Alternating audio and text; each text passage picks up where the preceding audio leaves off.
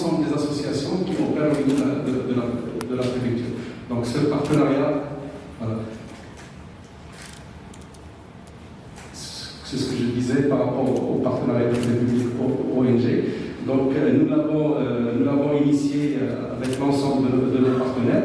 Aujourd'hui, il est en phase d'amorçage très avancé et on aura l'occasion tout à l'heure de faire une tournée pour vous montrer un peu à quoi ressemblent les espaces d'incubation et à quoi ressemble aussi la notion de renforcement capacitaire qui donne lieu à une autonomisation économique. Ça, c'est juste le schéma des partenariats. Ça, c'est le mandat qui est confié à l'IGP. La mécanique du fonctionnement, c'est ce que disait Mme Wassila tout à l'heure. Aujourd'hui, nous avons un bâtiment qui n'est pas totalement utilisé. Donc, on essaie, je pense qu'on est à un tiers de l'occupation de l'espace. Nous avons encore une marge pour évoluer. Nous recevons au sein de ce bâtiment des associations qui nous proposent des programmes. La dernière en date, c'est Roscoe Image. Et on est ouvert et on fait un appel à l'ensemble des acteurs de la préfecture de venir nous voir, nous proposer des programmes. Et s'ils s'inscrivent dans le schéma d'ensemble, on sera heureux de les accueillir, de les installer et d'intégrer leurs prestations dans le cadre du schéma global.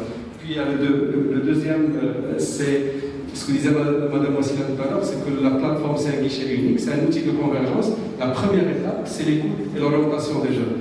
Donc cette phase, elle est primordiale parce que dans les phases d'écoute et dans la phase de définition des plans d'action individuels, il y a souvent des opportunités intéressantes qui sont détectées chez le jeune, qui lui permettent de choisir des options qui ont le maximum de chances de réussite par rapport à son parcours, aussi bien au niveau de l'employabilité qu'au niveau de l'entrepreneuriat.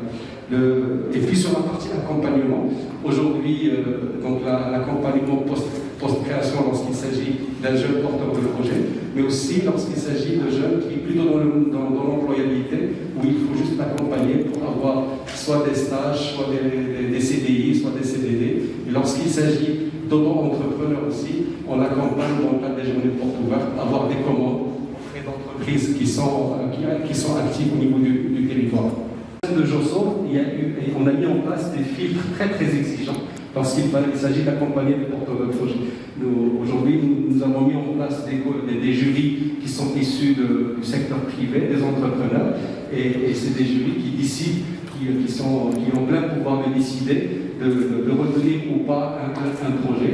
Lorsqu'il n'est pas retenu, on le renvoie au niveau de la plateforme pour qu'il complète son dossier, qu'on complète sa formation, pour que le jour où l'INDH intervient sur un projet par un financement, ce projet a le maximum de chances de réussir. Pour ces exposés, pour amener des informations fournies, j'ai une question par rapport à la présentation de Joshua. Par rapport aux porteurs de projets qui sont au nombre de 663 projets porteurs, alors on a retenu 24. Alors, en fait, j'aurais aimé avoir plus d'indicateurs, plus d'informations sur ces projets qui n'ont pas été sélectionnés, et plus d'informations s'il y a un diagnostic pour avoir un petit peu où réside l'échec de ces projets.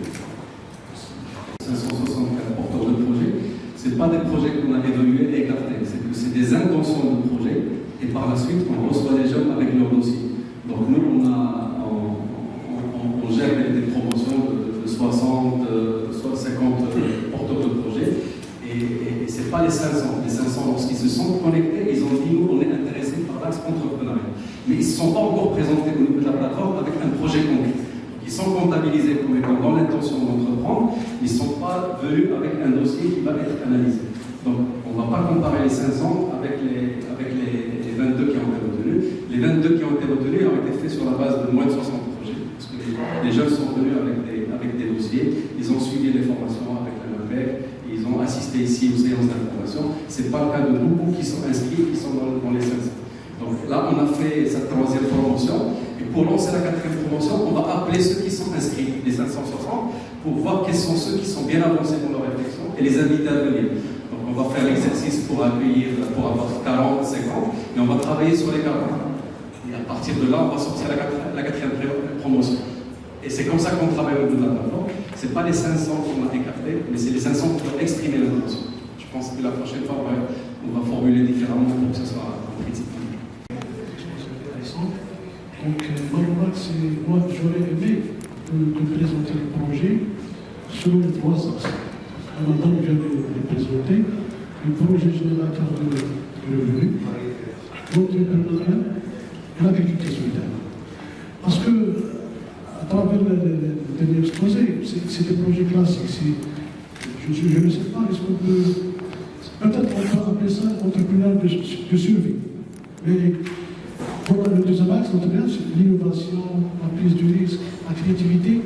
On ne sont pas. Je pense que c'est très important de, au moins, quelques projets comme ça pour mettre en relief sur l'aspect entrepreneurial.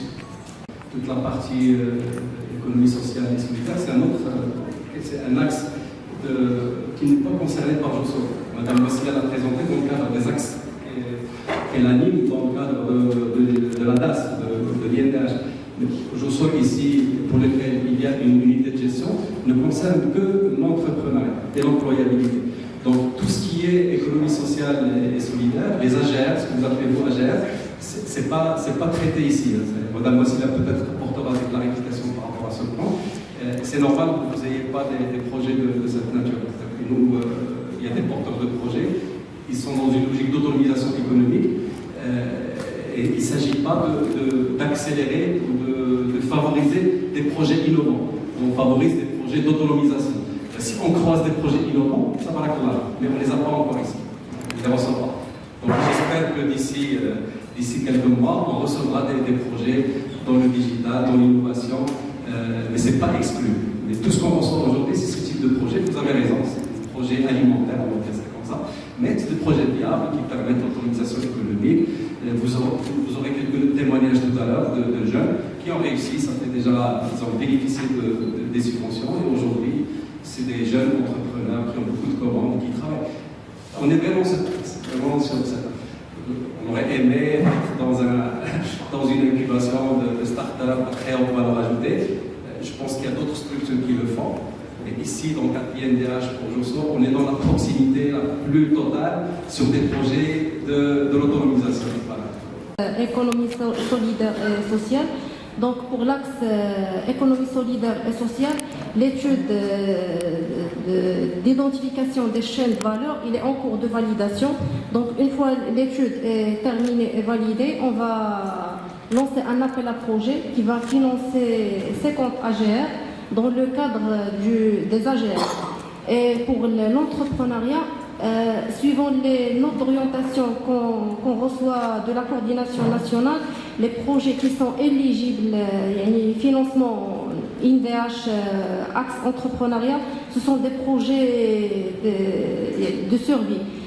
Si on a des projets d'innovation, c'est bien. Si on n'a pas de projets d'innovation, les projets standards sont aussi éligibles.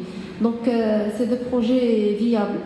Pour l'employabilité, l'axe employabilité, c'est surtout ce ne sont pas des projets, mais c'est surtout des formations qui aident les jeunes à être recrutés dans un organisme.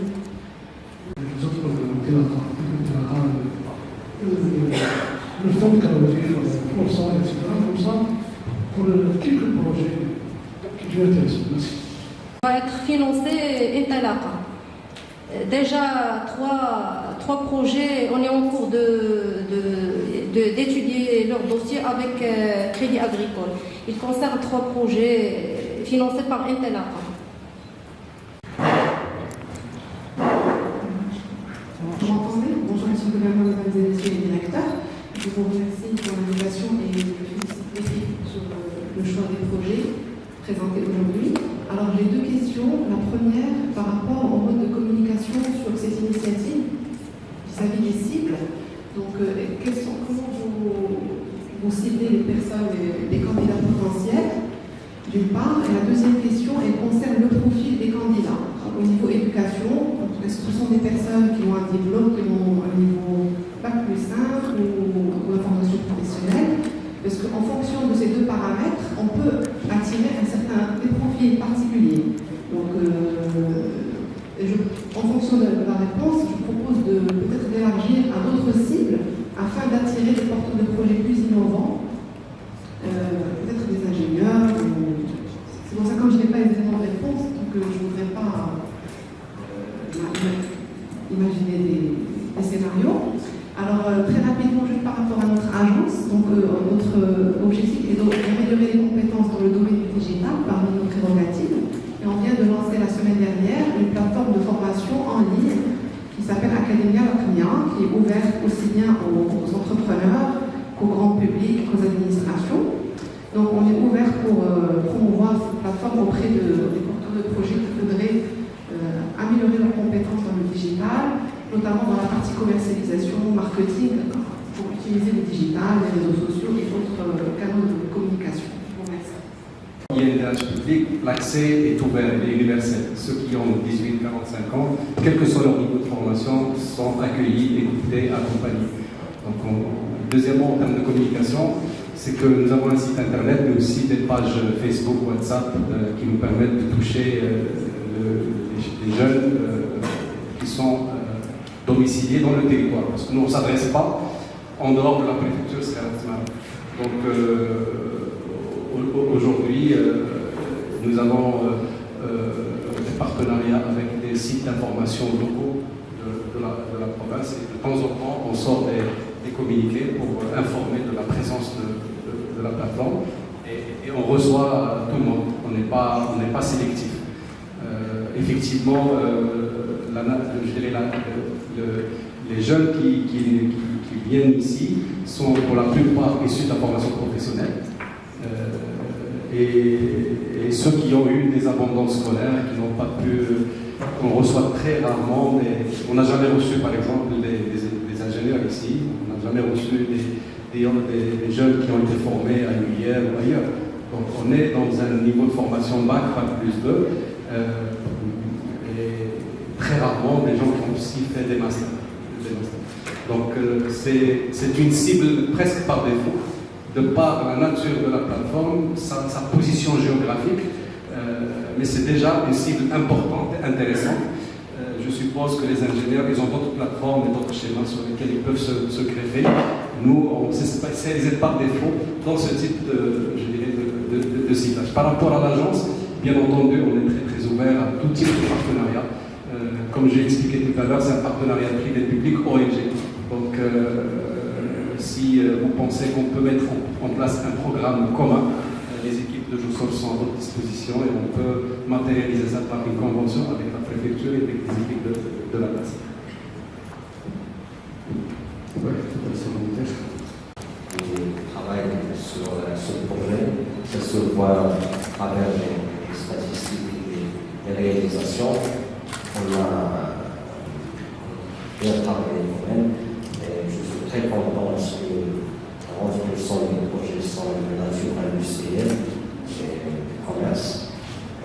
Ma question, c'est sur les entreprises de la sur le parrainage des projets, parce que après l'exposé, on n'a pas vu concrètement le rôle que peuvent jouer ces entreprises pour parrainer ces jeunes à bien réaliser leur projet. Deuxième chose, c'est que, comme vous le savez bien, au niveau du ministère, il y a ce qu'on appelle les comptes de projet. Donc, dès que ces projets deviennent matures, on peut les parrainer à travers notre programme de soutien et d'appui. Et là, ça nécessite un niveau un peu plus mature pour les projets de ces jeunes. Voilà, merci. Bon, aujourd'hui, l'UGP lance tous les 6 mois une étude d'employabilité qui permet d'aller à la rencontre de tous les opérateurs économiques de la préfecture et de voir quels sont leurs besoins en termes d'emploi, de stage. Et on les invite lors des journées pour tout faire. Ça, c'est des choses qu'on organise. La dernière mise à jour de cette étude d'employabilité a été axée sur la responsabilité sociale et environnementale des entreprises qui sont dans le territoire. Nous avons rencontré une vingtaine d'entreprises qu'on a motivé, qu'on a encouragé à créer un programme RSE pour la préfecture, notamment à travers la plateforme JOSO. Donc nous avons des discussions très avancées avec par exemple avec Asman Ismara. Nous avons des discussions très avancées avec les contracteurs, avec Delta Audi et avec Téléperformance. Et c'est des programmes qui sont des programmes RSE domiciliés au niveau de la plateforme JOSO et qui permettent soit de mettre à disposition du matériel, soit de mettre à disposition et le matériel et le bénévolat de compétences. Des cadres de ces entreprises viennent accompagner les jeunes ici, ou bien de proposer des stages et des contrats de pré-embauche. Et ça peut aussi être un accompagnement de formation. Jet Contractor a formé ici une vingtaine de jeunes sur les métiers d'aluminium qu'elle a formés et qu'elle a recrutés. Donc voilà un peu le type d'ouverture possible sur l'environnement économique de JOSO. Et c'est quelque chose qui a beaucoup de valeur ajoutée parce que ça nous permet aussi de connecter le jeune à travers JOSO à l'environnement économique de la préfecture. Et ça donne des résultats très intéressants et c'est grâce à cette ouverture que vous allez voir tout à l'heure des incubateurs qui sont portés par des entreprises. Et on est très fiers de pouvoir vous les présenter tout à l'heure. Je vois qu'il y a à peu près 3 emplois par projet créé. Des projets ont un montant d'environ 150 000 dirhams chacun, dont 60% financés par l'INDH, ce qui veut dire que ça fait un budget de 30 000 dirhams par emploi créé. Je voulais juste savoir, est-ce qu'il y a un barème maximum pour ce coût par emploi créé? Est-ce qu'il y a un plafond pour les montants des projets proposés au financement? Et est-ce que s'il y a un plafond, est-ce que c'est peut-être un frein à des projets innovants qui seraient plus capitalistiques? Merci beaucoup. Rapport personnel, ce qui donne un montant global du projet à 166 000 dirhams. Mais on vient de recevoir une note de présentation. Si on a des projets innovants, on peut aller jusqu'à 150 000 dirhams pour la part INDH. Donc on va se retrouver à un montant global de 200 000 et quelques pour chaque projet. Il concerne surtout les projets qui ont une qualité d'innovation. Merci. J'ai quelques associations. En fait, la plateforme, comme vous l'avez vu, c'est un lieu de convergence entre les différents acteurs. Voilà, chacun fait très bien son travail. C'est vrai que les jeunes, il y a 4000 selon les chiffres qui ont pris connaissance. Il y a 2600 qui sont inscrits. Il y a 500 et quelques qui ont une idée mais qui ne savent pas comment faire. Et il y a beaucoup de jeunes qui ont cru au départ qu'on est là pour inscrire des gens pour le travail. Et l'idée, Simon, il y a, ça a été dit, il y a vraiment des efforts en matière de communication à faire pour comprendre. Je ne sais pas dans les chiffres au niveau de la RAPEC jusqu'à la semaine, ça va être des milliers qui sont à la recherche encore. On n'est pas dans cette logique. Le fait aujourd'hui de former des gens, de les écouter, de les accompagner, c'est ça l'objectif principal de la plateforme. On n'est pas là pour ce IDH, en fait, c'est un vecteur de convergence et de ne pas je dirais, remplacer ou se suffire à notre acteur. Donc, c'est pour ça qu'on essaie de travailler avec les jeunes à travers l'écoute. Parce qu'en fait, c'est très important d'insister sur le premier volet, parce que le jeune, aujourd'hui, a besoin juste d'être écouté. Qu'est-ce qu'il veut? On est peut-être, c'était un peu ces programmes, réemploi, orientation, que nous choisissons. Elle va être écoutée, peut-être elle a besoin de formation, peut-être elle a besoin d'accompagnement, il cherche peut-être à faire un projet personnel, donc c'est très important. Il y a le volet qui est travailler avec des associations que je trouve très intéressant, que je remercie. Par exemple, dans les présentations, 2 projets ont été montrés dans l'association Horizon B, former des accompagnateurs et des accompagnatrices de vie. Aujourd'hui, c'est un métier qui est très demandé, ça n'existe pas. Et des gens d'un certain âge, ils ont besoin d'être accompagnés. Malheureusement, c'est de plus en plus, on le trouve dans notre société, mais il n'y en a pas. Le fait de former première promotion 60, je suis sûr qu'ils vont intégrer le marché du travail. À la fondation, le préscolaire, là aujourd'hui, c'est des jeunes, il y a le rural, il y a des pères urbains, et là aussi, il y a une garantie de travail. Donc en fait, c'est plusieurs volets sur lesquels on travaille.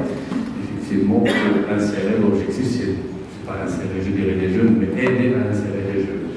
Le travail qui est fait avec Jet Contractors, qu'ils ont formé 20 jeunes sur ce qu'ils ont besoin. Donc là aussi, c'est important. On a parlé tout à l'heure de la question des pertinentes. C'est quoi indicible de la plateforme? Effectivement, il n'y a pas d'ingénieur, Bac plus 5, Bac plus 6, il y a des grandes écoles, parce qu'en fait, ils ne vont pas donner ici.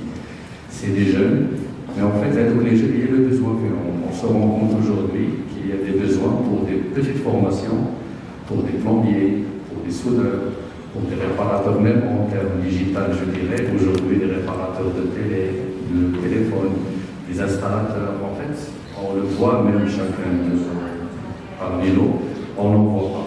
Donc, je dis aujourd'hui qu'au groupe, parce qu'en fait, il y avait la problématique des compétences. En fait, on a démarque l'ouverture, je dirais presque maintenant, 10 mois. Le fait aujourd'hui de financer en total, il y a 24 plus 22 aujourd'hui, 46 projets, donc qui vont faire travailler 120 personnes, donc c'est déjà très important. C'est pas assez, il faut qu'on fasse l'effort. Il y a un effort de communication, ça a été décidé aussi. Peut-être il faut qu'on fasse plus d'efforts, et moi je dirais qu'il faut qu'on s'ouvre à l'extérieur, pas seulement faire des journées portes ouvertes ici, peut-être y aller vers les communes, pas seulement des maras, mais approcher surtout Sreat, Aïnaouda, là où il y a de la concentration, peut-être y aller là, quitte à installer, je dirais, des années, même provisoires, pendant 3-4 jours en termes de communication, c'est important. C'est vrai, ce qui chauffe, c'est pas à voir, je te le message.